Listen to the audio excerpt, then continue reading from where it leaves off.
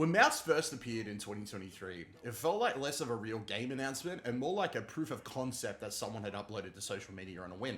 The reveal trailer spread almost everywhere instantly, and for a really good reason. Its striking black and white visuals, exaggerated rubber hose animation, and unmistakable 1930s cartoon inspiration made it impossible to ignore. At the time though, it was really hard to imagine the project actually making it to release in a polished state. Plenty of stylish indie games captured attention with a clever aesthetic only to disappear into development limbo or arrive lacking substance beneath the surface. But 3 years later, Mouse PI for Hire has done something far more impressive than simply surviving. Fumi Games has transformed that early concept into a fully realized shooter with personality to spare. Yes, the visuals are still the immediate hook, and comparisons to Cuphead are going to be unavoidable. But the finished product proves that there's much more going on here than nostalgic animation tricks. Underneath the monochrome presentation is a surprisingly confident detective story, a satisfyingly old-school shooter, and one of the most charming worlds an indie FPS has produced in many years. After rolling credits and spending considerable time uncovering secrets around the grimy streets of Mouseburg, it is clear that Mouse PI for Hire succeeds because it refuses to rely solely on its gimmick. While it occasionally stumbles in areas like balancing and mission structure, the overall experience is memorable in ways that extend far beyond its art direction, making it the most stylish boomer shooter of 2026 in my opinion. The game follows Jack Pepper, a war veteran turned private investigator who operates a struggling detective agency in the city of Mouseburg.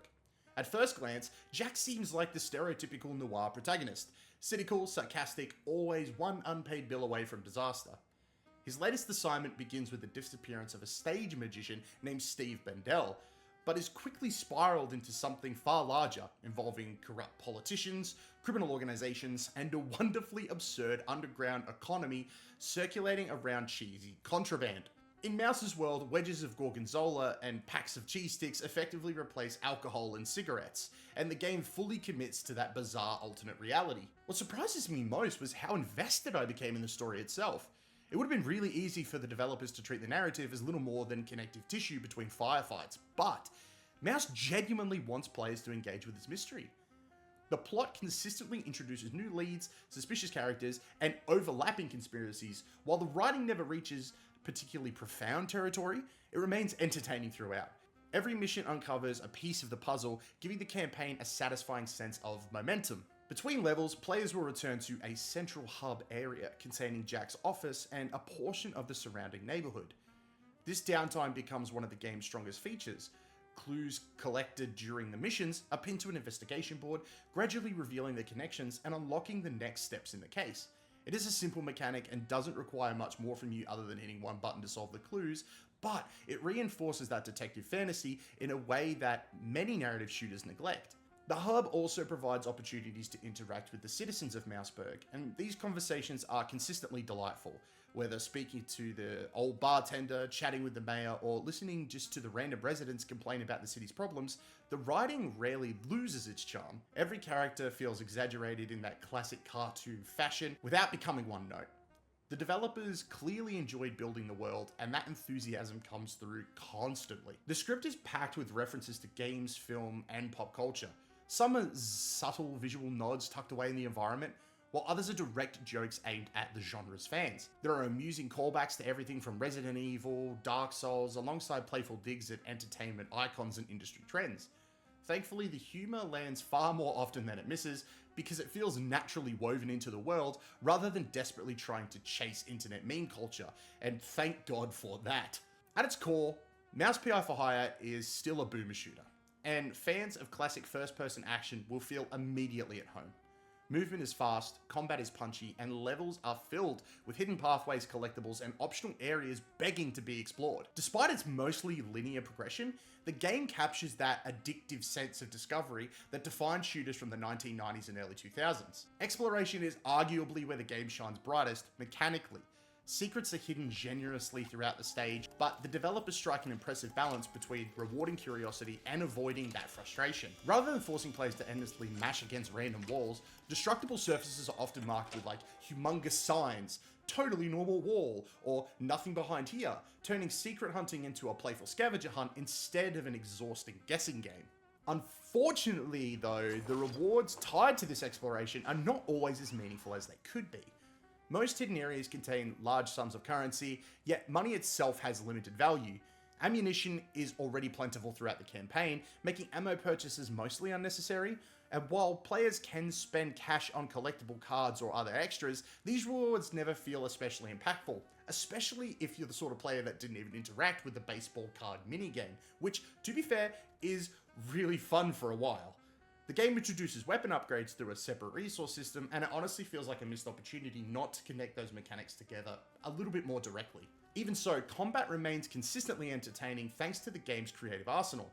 Each weapon feels distinct, both mechanically and visually, and enemies react differently depending on how they are killed. The acid-type weapons melt enemies into grotesque puddles, and close-range shotgun blasts send cartoon heads exploding through the room. The exaggerated violence perfectly complements the old-school animation style, creating a bizarre mix of cheerful visuals and chaotic brutality.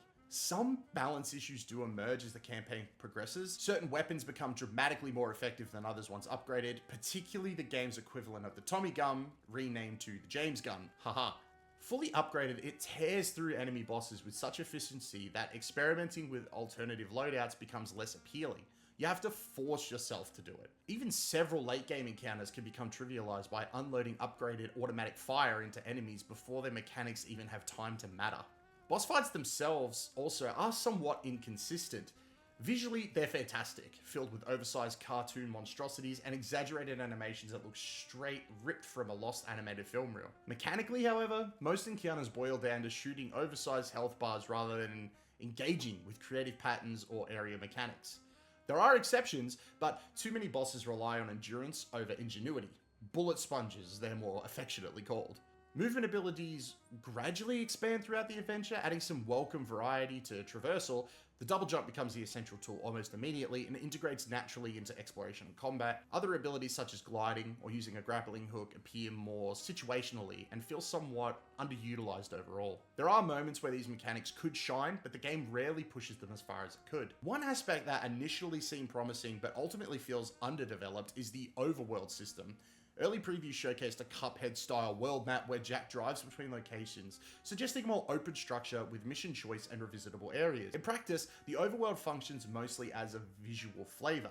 Outside of a couple of moments where players choose between two missions, progression is largely linear and previously completed stages cannot be revisited. This limitation becomes particularly frustrating near the end of the game. Mouse runs roughly 10-14 hours depending on exploration habits, and by the time the credits roll, I genuinely wanted reasons to keep playing. Some weapons and upgrades arrive surprisingly late, leaving little opportunity to fully experiment with them. Likewise, missing collectibles means replaying the entire campaign from scratch instead of simply revisiting specific levels. Considering how enjoyable the core gameplay loop is, the lack of mission replay functionality feels like a genuine oversight and mistake.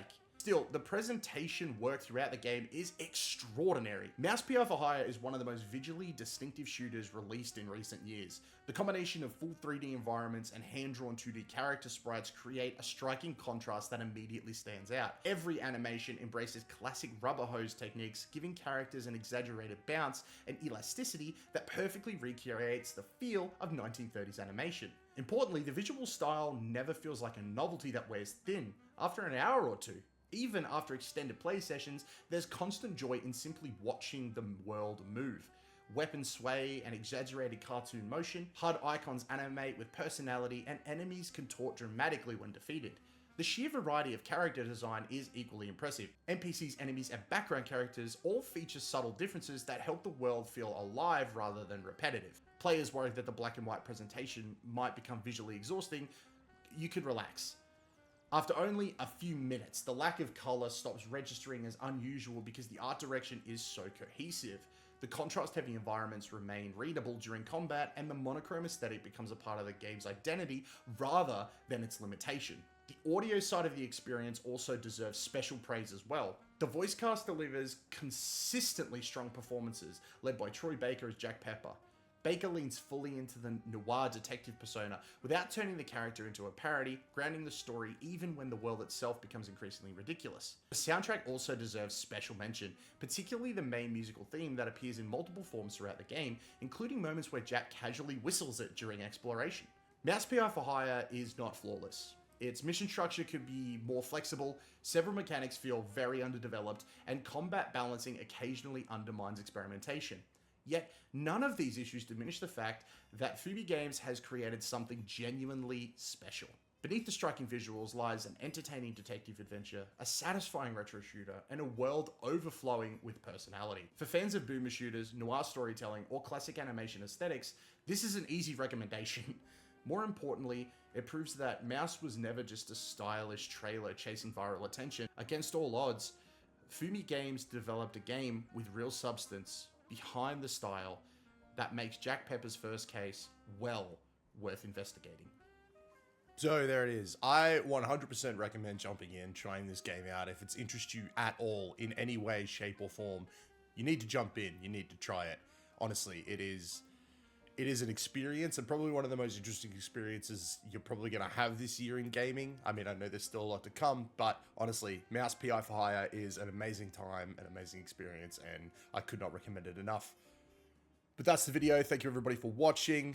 I'll be back with another review very soon, and maybe some other fun stuff I want to try out on the channel. But until then, may your games be good ones. Love you all, and I will see you guys in the next video. Bye, everybody.